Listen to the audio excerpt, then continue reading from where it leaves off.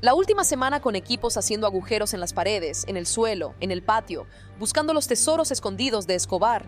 Bajo las lujosas propiedades de Pablo Escobar yacían bóvedas selladas del mundo, construidas para guardar más que dinero. Durante décadas se habló de ellas en susurros, perdidas en rumores y miedo. Así que puedo darte una primicia hoy. De hecho, encontraron algo. Ahora, finalmente se ha abierto uno. Dentro, los investigadores descubrieron armas, libros de contabilidad y pistas de un imperio oculto. Pero, ¿qué más permanece enterrado en este oscuro laberinto de poder y paranoia? Únete a nosotros mientras entramos en la bóveda secreta de Escobar, el imperio de riqueza de Escobar. El imperio criminal de Pablo Escobar no comenzó con riqueza o influencia, sino con delitos menores en las calles de Medellín. Cuando era adolescente, descubrió que la desesperación y la oportunidad podían convertirse en ganancias. Robaba lápidas de los cementerios, borraba los nombres con arenadoras y las revendía a compradores desprevenidos. Pronto, pasó al robo de autos, la extorsión y la violencia de pandillas. Los crímenes se intensificaron con escalofriante eficiencia. A principios de los años 70, ordenaba secuestros para obtener rescates, desechando a las víctimas incluso después de recibir los pagos. En 1971, cuando el empresario Diego Echavarría fue secuestrado y ejecutado, el grupo de Escobar se llevó $50.000 y una reputación de crueldad que se extendió rápidamente por Colombia. Buenos días. Don Pablo Escobar. Don Pablo Escobar. Esta ambición despiadada chocó con la oportunidad cuando Escobar descubrió la cocaína. Para 1976 se estaban formando rutas de contrabando y Escobar reconoció el poder futuro del comercio. Ese año fue atrapado transportando 39 kilogramos escondidos en una llanta de automóvil. Pero el arresto solo confirmó su filosofía. El dinero podía borrar problemas y la violencia podía eliminar a las personas que se interpusieran en el camino. Sobornó su salida de la prisión y el oficial que lo había arrestado pronto fue eliminado. Desde ese momento, Escobar gobernó con un credo simple: plata o plomo. Plata o plomo. Ustedes eligen. Acepta el soborno o enfrenta las balas. El soborno le compró más que libertad. Le compró influencia. Escobar vertió dinero en efectivo en la arena política de Colombia, repartiéndolo entre los partidos conservador y liberal para asegurar aliados leales. En abril de 1978 asistió a una reunión con otros traficantes en una finca rural, un encuentro que marcó el verdadero nacimiento del cartel de Medellín. En cuestión de meses, sus operaciones combinadas estaban enviando casi 19.000 kilogramos de cocaína a los Estados Unidos. La demanda era insaciable, y Escobar tuvo la visión de explotarla a una escala sin precedentes. La expansión llegó rápidamente. Junto a su socio Carlos Leider, Escobar convirtió Norman's Cay, en las Bahamas, en una fortaleza de contrabando. La isla contaba con una pista de aterrizaje privada, un muelle para envíos entrantes y almacenes refrigerados para guardar la cocaína hasta que estuviera lista para inundar el mercado estadounidense. Las ganancias de esta operación por sí solas superaban cualquier cosa que Escobar hubiera imaginado. Con el dinero entrando más rápido de lo que se podía contar, Escobar comenzó a remodelar su mundo. En Antioquia, construyó la Hacienda Nápoles, una finca de 7.000 acres que encarnaba tanto la extravagancia como la amenaza. La propiedad contaba con una mansión colonial, lagos artificiales, un zoológico privado con jirafas, elefantes e hipopótamos, e incluso estatuas de dinosaurios a tamaño real que se alzaban sobre el terreno. Para Escobar, era más que un hogar, era un escenario para mostrar su dominio. Mientras su imperio crecía, Escobar elaboró cuidadosamente una doble identidad. Para los pobres de Medellín, él era un benefactor. Financiaba proyectos de vivienda, escuelas, hospitales, parques y campos de fútbol. Para muchos, se hizo conocido como el Robin Hood paisa, el forajido que devolvía a la comunidad incluso mientras la gobernaba con miedo. Su imagen pública resultó lo suficientemente poderosa como para llevarlo a la política. En 1982 ingresó al Congreso como suplente del Partido Liberal, asegurando inmunidad diplomática y un pasaporte que le permitía viajar libremente. Públicamente afirmaba que su riqueza provenía de un negocio de alquiler de bicicletas para adolescentes. En privado, sus miles de millones ya estaban asegurados por la cocaína, pero la política lo expuso. El ministro de Justicia, Rodrigo Lara Bonilla, investigó su pasado y lo llamó lo que realmente era, un narcotraficante. El líder liberal Luis Carlos Galán lo expulsó del partido. Para enero de 1984, Escobar se retiró de la política y 3 meses después, Lara Bonilla fue asesinado. El golpe silenció a un crítico, pero también consolidó la imagen de Escobar como un hombre dispuesto a eliminar a cualquiera que se le opusiera. Su batalla pronto se volvió contra el Poder Judicial de Colombia. Los jueces fueron sobornados, amenazados o ejecutados. Escobar exigió una condición a cambio de entregarse: no extradición a los Estados Unidos.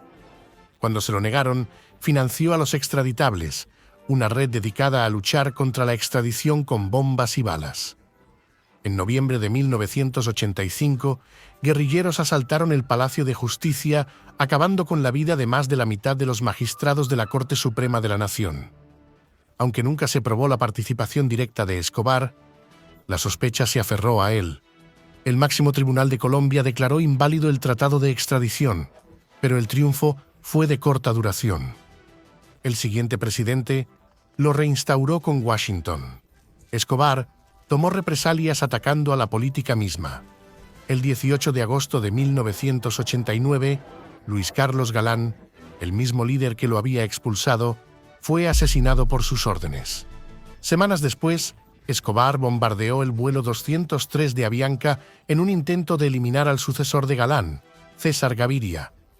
Gaviria no tomó el vuelo, pero todos los 107 pasajeros perdieron la vida, incluidos 2 estadounidenses.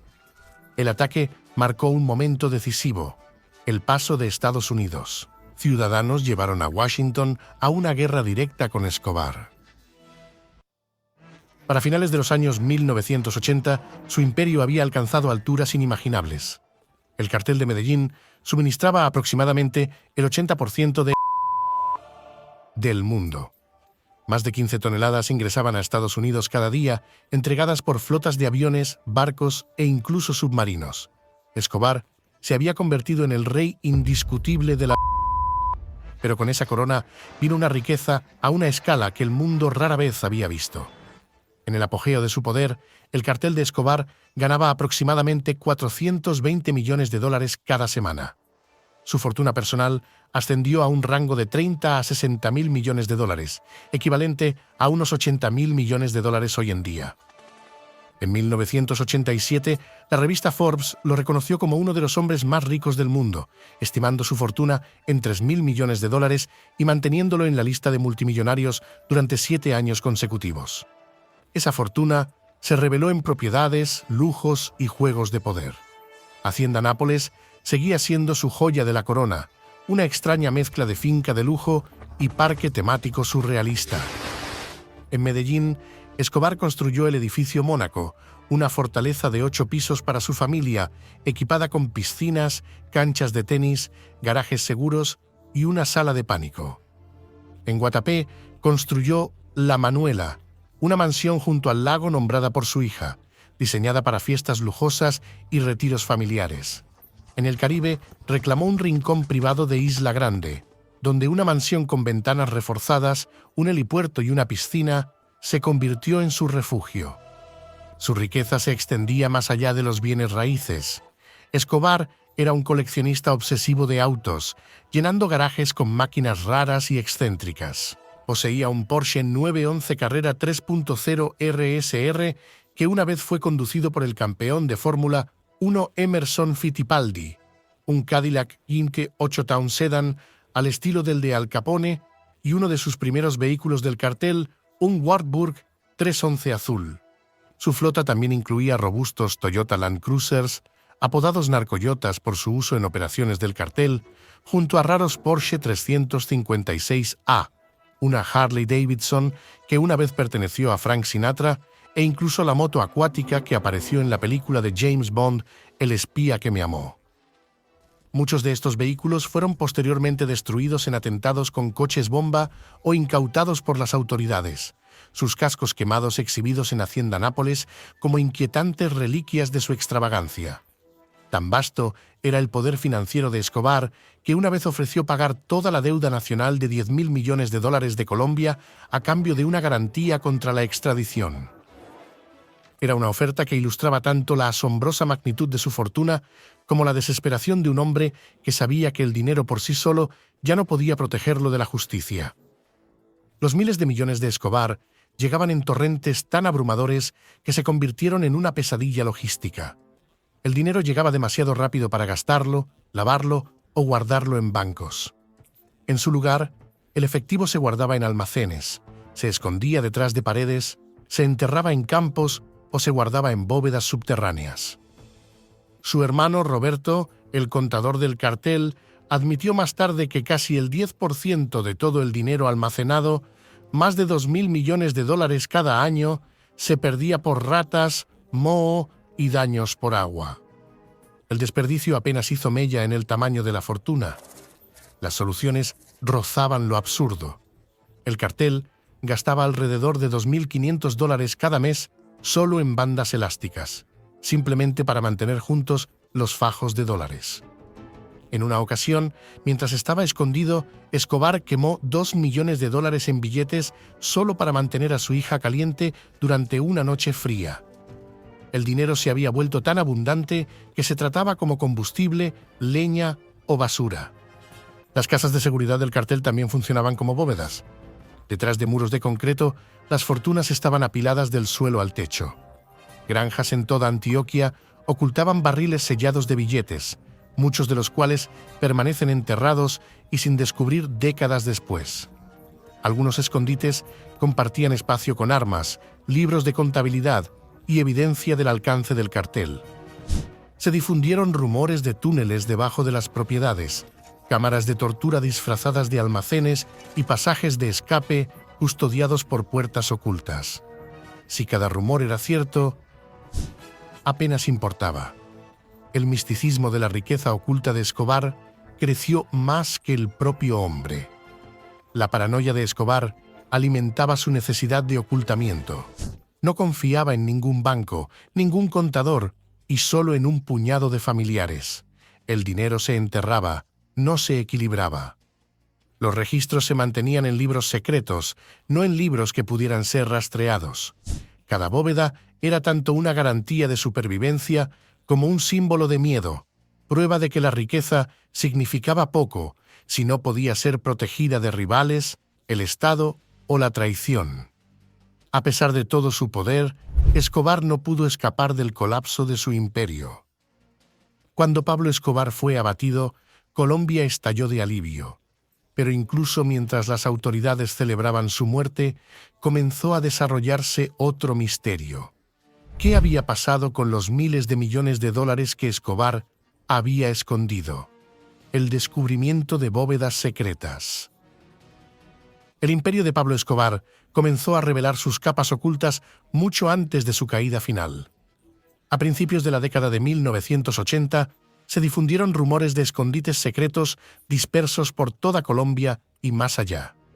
El propio Escobar profundizó la intriga cuando compró una mansión de color rosa pastel en North Bay Road, en Miami Beach.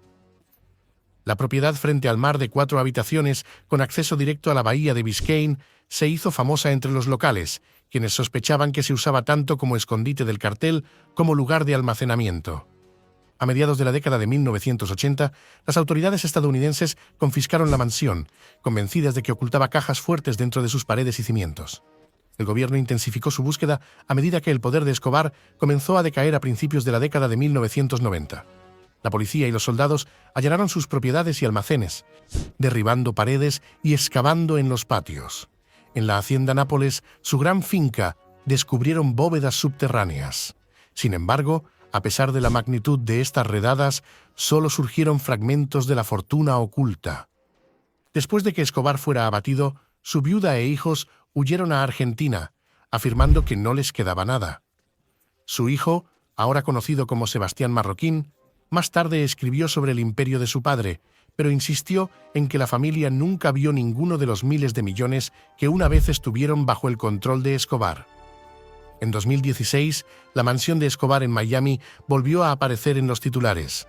Cuando los nuevos propietarios, Christian de Verduard y Jennifer Belopi, la demolieron, los trabajadores descubrieron pesadas cajas fuertes de concreto incrustadas en los cimientos. Una caja fuerte desapareció antes de que pudiera ser examinada, lo que desató rumores de robo. Otra fue trasladada bajo custodia armada a un banco en Florida. Más tarde, se encontró un cilindro de metal sellado debajo de la estufa de la cocina, pero resultó estar vacío. La búsqueda atrajo la atención internacional en 2017, cuando el Discovery Channel lanzó Finding Escobar's Millions. Exoperativos de la CIA, Doug Lowe y Ben Smith recorrieron Colombia con drones, radar de penetración terrestre y detectores de metales. Investigaron propiedades del cartel y tierras de cultivo, incluso descubriendo una caja fuerte que finalmente no contenía nada. La serie reveló la sofisticación de los métodos de Escobar: cajas fuertes revestidas con plomo, bóvedas disfrazadas dentro de paredes y búnkeres reforzados con concreto. Los operativos también exploraron el lado humano de la historia. Infiltrados como cineastas, entrevistaron a miembros sobrevivientes del cartel y a familiares. La hermana de Escobar, Luz María, describió sus esfuerzos por expiar, dejando cartas en las tumbas de las víctimas. También hablaron con John Jairo Velázquez, alias Popeye, quien admitió haber ordenado más de 3.000 asesinatos, y con Juan Esteban, conocido como El Escorpión, quien afirmó que aún había cantidades asombrosas de dinero escondidas por todo Medellín. Su búsqueda no estuvo exenta de peligro. Doug Lowe lo comparó con patear un avispero, señalando que incluso años después, la violencia rodeaba el legado de Escobar.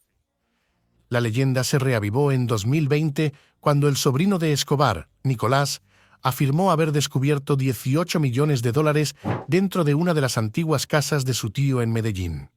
Dijo que una visión lo guió al lugar, donde descubrió paquetes de billetes envueltos en plástico junto con un bolígrafo de oro, una máquina de escribir y un teléfono satelital.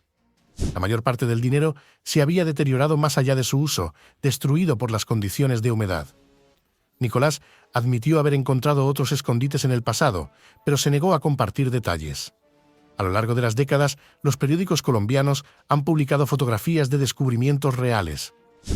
$4 millones en barriles en 1989, $25 millones con lingotes de oro en 1990, $10 millones en Hacienda Nápoles en 2009 y numerosos hallazgos más pequeños. Oficialmente, el gobierno ha recuperado alrededor de $75 millones, pero los investigadores creen que al menos 10 veces esa cantidad puede seguir oculta, pudriéndose en el suelo o esperando ser descubierta. Algunos hallazgos han generado debates sobre la propiedad. En ciertos casos, el dinero en efectivo se había podrido hasta convertirse en trozos inútiles. En otros, se sacaron paquetes impecables de barriles oxidados, aún nítidos décadas después.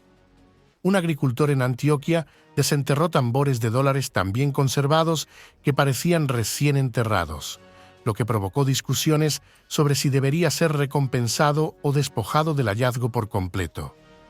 El mundo recuerda a Pablo Escobar por los miles de millones que controlaba, pero después de su muerte, descubrimientos enterrados en paredes, campos y cimientos revelaron secretos impactantes mucho más allá de las cifras. ¿Qué se descubrió exactamente? Los secretos más oscuros. Mientras aún estaba en la cima de su poder, Pablo Escobar ya había construido un imperio invisible bajo tierra. Sus bóvedas secretas no eran meros escondites, estaban diseñadas para proteger dinero, armas, secretos y en momentos de crisis, incluso su propia vida. Desde el exterior, Hacienda Nápoles parecía ser un parque de diversiones de excesos, lleno de animales exóticos, piscinas y amplios patios. Sin embargo, Debajo de esta exhibición de lujo había cámaras ocultas reforzadas con puertas de acero y paredes de concreto.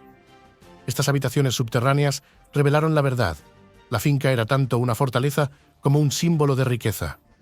Las redadas en sus propiedades a principios de la década de 1990 sorprendieron a los investigadores. Dentro de las bóvedas encontraron cajas de rifles AK-47, granadas y miles de cartuchos de munición. En algunos lugares, lanzacohetes y chalecos antibalas estaban almacenados junto a pilas de dólares estadounidenses. Cada bóveda era esencialmente un arsenal diseñado para asegurar la fortuna de Escobar mientras garantizaba que estuviera armado para un asedio en cualquier momento. Pero el dinero y las armas eran solo parte de la historia. Ocultos en contenedores impermeables, los investigadores descubrieron libros de contabilidad y documentos mucho más peligrosos que las armas de fuego. Detallaban horarios de envío, transacciones financieras codificadas y extensas listas de sobornos a políticos, policías y jueces. Con una caligrafía precisa, estos registros trazaban el alcance del cartel de Medellín, extendiéndose desde Colombia hasta Miami y más allá hacia Europa. Para los fiscales, estos libros de contabilidad eran invaluables, ofreciendo un raro plano de cómo operaba el imperio de Escobar. De manera aterradora, las bóvedas no fueron lo único que Escobar se tomó su tiempo para elaborar. Antiguos asociados y lugareños describieron habitaciones insonorizadas y sin ventanas equipadas con ganchos y sistemas de drenaje, insinuando cámaras de tortura o interrogación. Aunque los investigadores nunca documentaron formalmente tales vistas, los relatos coincidían con la reputación de Escobar por su despiadada intimidación. En 1991, enfrentando una creciente presión del gobierno colombiano y de los Estados Unidos, Escobar llegó a un acuerdo para entregarse. Cumpliría hasta 5 años en prisión, pero no sería extraditado a los Estados Unidos. En lugar de ingresar a una instalación administrada por el Estado, construyó su propia penitenciaría en lo alto de una montaña con vista a Medellín, la catedral. Para cumplir su condena, Escobar eligió a sus propios guardias, hombres leales solo a él, y llenó el complejo de lujos. Incluía un campo de fútbol, un bar, un jacuzzi, una cascada e incluso una casa de muñecas gigante. Un telescopio en el balcón le permitía vigilar Medellín y vislumbrar su casa familiar mientras hablaba con ellos por teléfono. Rápidamente ganó apodos como Hotel Escobar y Club Medellín. Detrás de la fachada, sin embargo, el diseño servía a un propósito más profundo: la supervivencia. Rutas de escape estaban integradas en su estructura, con rumores de trampillas, túneles y pasadizos ventilados. Su ubicación en la cima de la montaña, a menudo envuelta en niebla vespertina y protegida por acantilados, hacía casi imposibles los asaltos militares. Escobar incluso almacenó un arsenal dentro de la prisión, asegurándose de poder defenderse si era necesario. Por un tiempo, el arreglo se mantuvo. Escobar continuó manejando las operaciones de su cartel desde dentro y el gobierno lo toleró. Pero en 1992 surgieron informes de que había ordenado la tortura y ejecución de 4 de sus propios hombres dentro de la catedral. El escándalo obligó a las autoridades a actuar, exigiendo su traslado a una prisión regular. Escobar se negó. En julio, las tropas rodearon la catedral, pero cuando entraron, él ya no estaba. Escobar había escapado a través de una pared construida con concreto intencionalmente débil, rompiéndola y desapareciendo en la niebla. Su previsión al construir rutas de escape reveló una vez más lo vitales que eran los pasajes ocultos y sistemas tipo bóveda para su supervivencia. Después de su escape, la catedral fue abandonada y su leyenda se consolidó. Años después, en 2007, monjes benedictinos transformaron el sitio en un monasterio, añadiendo una capilla, una biblioteca y un memorial para las víctimas de Escobar. Los peregrinos aún visitan, caminando por los mismos terrenos donde Escobar vivió como prisionero y rey.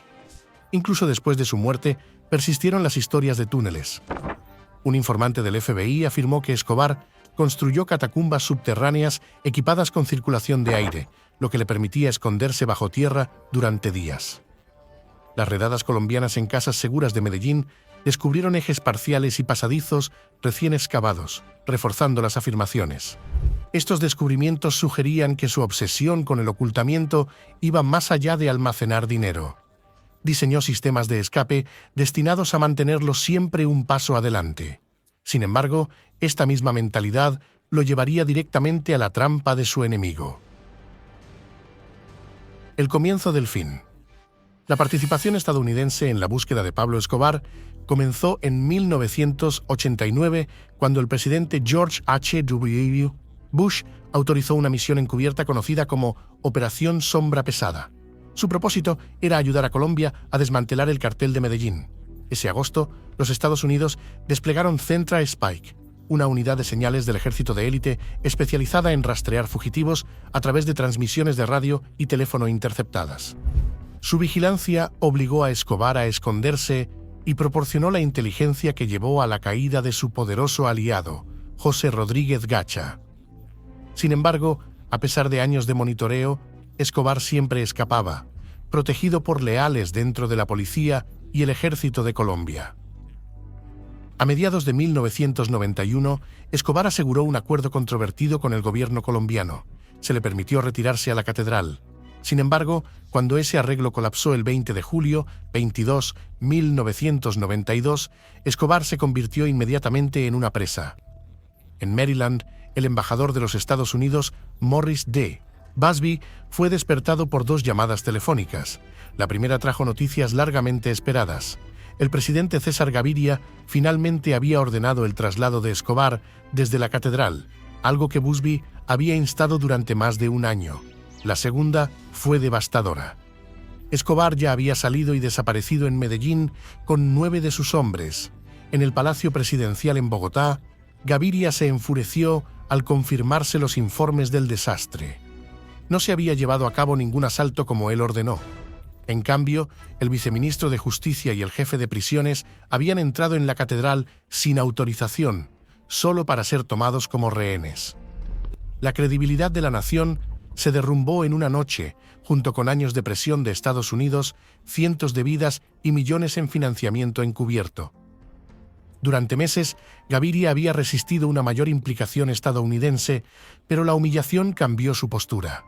Se dirigió a Busby y exigió el apoyo total de Estados Unidos, prometiendo que Escobar nunca volvería a ver una sala de tribunal o una celda de prisión. Para Busby, un exoficial de la Marina y veterano en contraterrorismo, esta era la oportunidad que había estado esperando. Busby sabía que el tiempo era crítico. Si se le daba espacio, Escobar reconstruiría su imperio de Medellín. Necesitaba ser cazado de inmediato mientras aún estaba expuesto. Busby llamó al mayor Steve Jacoby, el hombre que había operado discretamente en Bogotá desde 1989 con Centra Spike.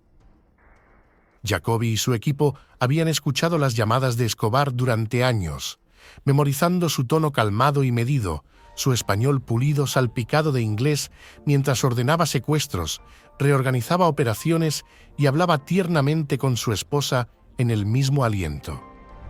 Jacoby creía que podría localizar a Escobar en cuestión de días.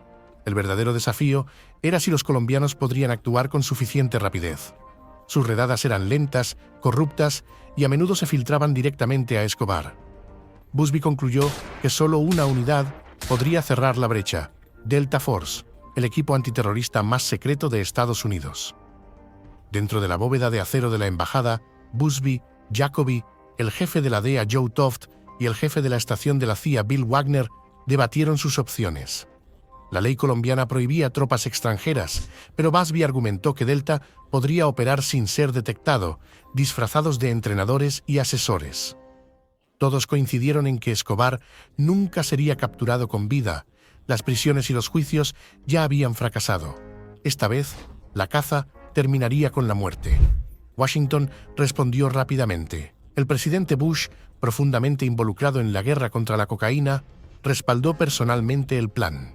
Después de consultar con el general Colin Powell, instruyó al secretario de Defensa Dick Cheney para que le diera a Busby lo que necesitara. El 26 de julio, un equipo de la Fuerza Delta bajo el mando del coronel Jerry Boykin llegó a Bogotá bajo cobertura civil. 2 días después de la fuga de Escobar, reapareció con un comunicado a los medios colombianos firmado Zona de la Selva Colombiana, jueves 24 de julio de 1992. Lo presentaba como un hombre traicionado, obligado a huir.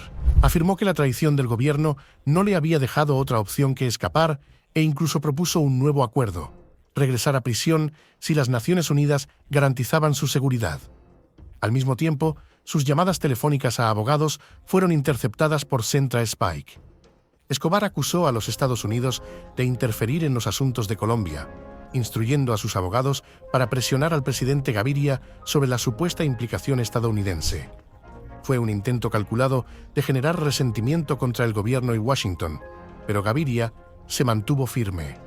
La catedral había desaparecido para siempre y Escobar era nuevamente un fugitivo. Centra Spike rastreó su ubicación hasta un suburbio adinerado de Medellín, a solo millas de la catedral. Por primera vez, los estadounidenses tenían tanto las herramientas como la autoridad política para actuar. A finales de julio de 1992, con Escobar ya reorganizándose, el hombre elegido para liderar la caza fue el coronel Hugo Martínez. Endurecido por años de fracasos y peligro personal, Martínez había sobrevivido a intentos de asesinato, bombas bajo la casa de su familia e incluso un soborno de $6 millones ofrecido por un amigo en nombre de Escobar. Su negativa a ceder lo definió. Regresando de Madrid, Martínez reconstruyó el bloque de búsqueda en una fuerza de 600 hombres. Soldados y policías se entrenaron en una unidad de ataque disciplinada con una misión: destruir a Escobar. A diferencia de su arrogante predecesor, Pinzón, Martínez exigía resultados. Sus métodos eran duros, incluso brutales, pero funcionaban. Los estadounidenses proporcionaban inteligencia y tecnología. Martínez impuso disciplina y miedo. Por primera vez, Escobar se enfrentó a un enemigo que no podía ser sobornado, intimidado ni negociado. Como se predijo, la respuesta de Escobar pronto se volvió violenta y comenzó a atacar a civiles.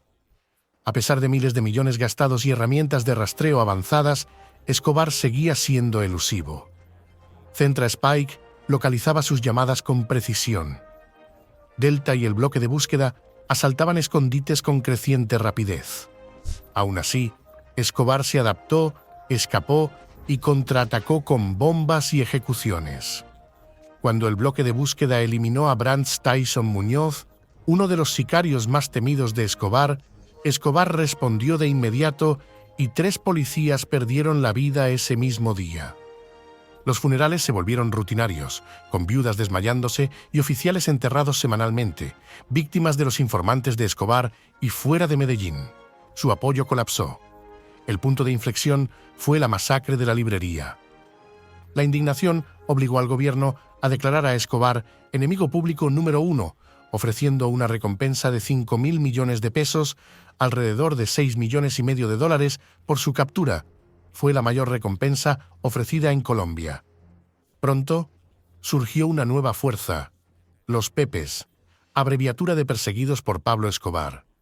Bombardearon las propiedades de Escobar, amenazaron a su familia y dejaron a sus asociados sin vida con letreros clavados en sus cuerpos. A diferencia del Estado, los Pepes no ofrecían juicios, ni acuerdos, ni misericordia.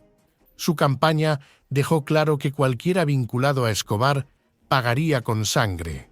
Para Martínez, quien había cazado a Escobar durante casi 4 años, y para los estadounidenses, que lo habían perseguido durante 6 meses, los Pepes se convirtieron en un aliado tácito.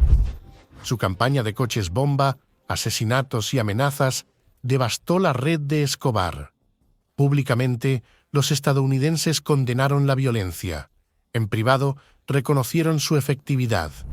Durante años, Escobar se había escondido detrás de abogados, acuerdos de rendición y palanca política. Ahora, su mayor arma, el terror, se estaba volviendo en su contra. La ironía final. A principios de 1993, la cacería de Pablo Escobar había tomado un giro brutal.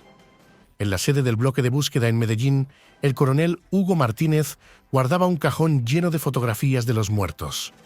Mostrando la pila a un operador de Delta Force, dijo claramente: «Mientras yo sea el comandante aquí, no van a vivir». La unidad de Martínez reclamó más de una docena de vidas, a menudo registrándolas como bajas en tiroteos. Sin embargo, las fotografías contaban una historia diferente: heridas de bala en la cabeza, signos de ejecución en lugar de combate. A pesar de las redadas, Escobar se escapaba repetidamente en los momentos finales. Los operadores de Delta lo llamaban con amargura «los últimos 100 metros». Aún así, Martínez se ganó el respeto. Los prisioneros que resistían el interrogatorio rara vez sobrevivían, pero aquellos que cooperaban eran encarcelados. Su negativa a ceder, junto con la tecnología estadounidense, convirtió al bloque de búsqueda en un arma implacable. Los estadounidenses y colombianos sabían que competían contra su propio gobierno. El fiscal general Gustavo de Greiff continuaba presionando por negociaciones de rendición, una perspectiva que los funcionarios estadounidenses temían que repitiera el fiasco de la catedral. Un memorando de la DEA en septiembre de 1993 advirtió que Escobar podría hacer un nuevo trato farsa. Algunos de sus hombres se rindieron. El 8 de octubre, su hermano, Roberto Escobar, y el temido sicario John Popeye Velázquez se entregaron y fueron enviados a la prisión de Itagüí, en Medellín. Escobar no mostró tal inclinación. En cambio, sus abogados seguían negociando, para furia de aquellos que arriesgaban sus vidas para derribarlo. La frustración estalló. El coronel Gustavo Bermúdez incluso dijo a la televisión colombiana que prefería ver a Escobar muerto que capturado. El comentario provocó indignación y una amenaza de muerte directa del hijo adolescente de Escobar. Bermúdez retiró sus palabras, pero había expresado lo que muchos pensaban en silencio. Al mismo tiempo, los enemigos de Escobar se multiplicaron. Su ejecución de socios de mucho tiempo, Fernando Galeano y William Moncada, en 1992, dio lugar a una vendetta mortal. Sus viudas, Mireya Galeano y Dolly Moncada, tenían tanto recursos como conocimiento de su red. Junto con Diego Murillo, conocido como Don Berna, se convirtieron en el núcleo de los Pepes. El grupo reclutó sicarios con ofertas de 20 millones de pesos cada uno. Para octubre de 1992, los familiares de Moncada y Galeano estaban cooperando con los investigadores, proporcionando inteligencia que guiaba redadas y asesinatos. Escobar reconoció el peligro, particularmente en Dolly Moncada. Después de eliminar a su esposo, saqueó su casa y secuestró a cualquiera que pudiera conocer su paradero. Incluso ofreció una recompensa de $3 millones por su captura. Para entonces, ella ya estaba fuera de su alcance. En agosto de 1992, agentes estadounidenses la llevaron a Washington, D.C., donde se convirtió en informante de la DEA bajo el nombre en clave AC 92053. Su ira hacia Escobar alimentó su cooperación. Entregó información exhaustiva sobre sus finanzas, propiedades y círculo íntimo, enumerando abogados que describió como peores que Escobar. Instó a las autoridades a despojarlo de sus bienes y a apuntar a su familia y asociados, creyendo que eso lo desestabilizaría. Su venganza se profundizó después de que su hermano menor, un estudiante del Instituto Tecnológico de Massachusetts sin vínculos con el cartel, fuera secuestrado y asesinado. Desde ese momento, Dolly abogó abiertamente por la represalia, moldeando el tono cada vez más despiadado de la campaña contra Escobar. Otros antiguos aliados también se volvieron en su contra. Carlos Leider, una vez el extravagante socio de Escobar, estaba en una prisión estadounidense buscando indulgencia. En una carta detallada a la DEA, describió los movimientos de Escobar entre casas de seguridad cerca de Medellín, su dependencia de redes de celulares, sus guardias, sus rutas de escape e incluso su debilidad física, obeso, fuera de forma e incapaz de correr más de unos pocos minutos. Fidel Castaño, un líder paramilitar y antiguo asociado, también rompió filas después de que Escobar asesinara a sus amigos. Comenzó a proporcionar información a las fuerzas colombianas y estadounidenses. En una redada, el agente de la DEA, Xavier Peña, notó que Castaño incluso se unió a los operadores del bloque de búsqueda en el campo, tratando de salvar a un oficial que se estaba ahogando. Su traición añadió otra capa de presión. A finales de 1993, las paredes se estaban cerrando. Centra Spike, la unidad de señales encubierta del ejército de los Estados Unidos, había perfeccionado el arte de rastrear las llamadas telefónicas de Escobar. A pesar de conocer el riesgo, no podía resistirse a llamar a su familia, que estaba dispersa por varios países y bajo acoso constante. El 2 de diciembre, el día después de su cumpleaños número 44, Escobar llamó a su hijo, Juan Pablo, por un tiempo inusualmente largo. Fue el desliz que Centra Spike había estado esperando. En pocas horas, los hombres del coronel Martínez se estaban concentrando en el barrio Los Olivos de Medellín. Dentro de una modesta casa adosada, Escobar y su leal chofer, Álvaro de Jesús Agudelo, el Limón, esperaban a plena vista, convencidos de que nadie pensaría en buscar tan cerca de casa. Pero un policía vio a un hombre de cabello largo y barba en una ventana del piso superior. Parecía más viejo y más corpulento que en las fotografías de Escobar, pero los cazadores sabían. El asalto fue rápido. El Limón fue el primero en salir, atravesando una ventana hacia el techo inferior y corriendo. Una ráfaga de disparos lo abatió. Escobar lo siguió, armado con 2 pistolas, incluyendo la Sig Sauer que una vez había entregado en la catedral. Se escabulló por los tejados, devolviendo el fuego, pero 3 balas lo alcanzaron, una en la pierna, una en la espalda y una en la oreja. Minutos después, el traficante más notorio del mundo yacía sin vida junto a su guardaespaldas. La pregunta de quién disparó el tiro fatal provocó una disputa inmediata. El oficial del bloque de búsqueda, Hugo Aguilar, se atribuyó el crédito. Don Berna insistió en que fue su hermano. Los teóricos de la conspiración dijeron que fueron agentes estadounidenses quienes apretaron el gatillo. No surgió ningún testigo concluyente. Los vecinos se habían escondido en sus casas y las primeras fotografías tomadas por el agente de la DEA, Steve Murphy, llegaron solo después de que Escobar estaba sin vida. La escena rápidamente se convirtió en un caos cuando policías, periodistas y curiosos invadieron la casa, borrando posibles evidencias. La autopsia oficial nombró un disparo en la cabeza como la causa de su fallecimiento, pero planteó nuevas preguntas. Cuando su cuerpo fue exhumado en 2006 para una prueba de paternidad, no aparecieron nuevas respuestas. En 2020, pruebas forenses recrearon las heridas con gel balístico, apoyando una teoría sostenida durante mucho tiempo por el periodista Mark Bowden.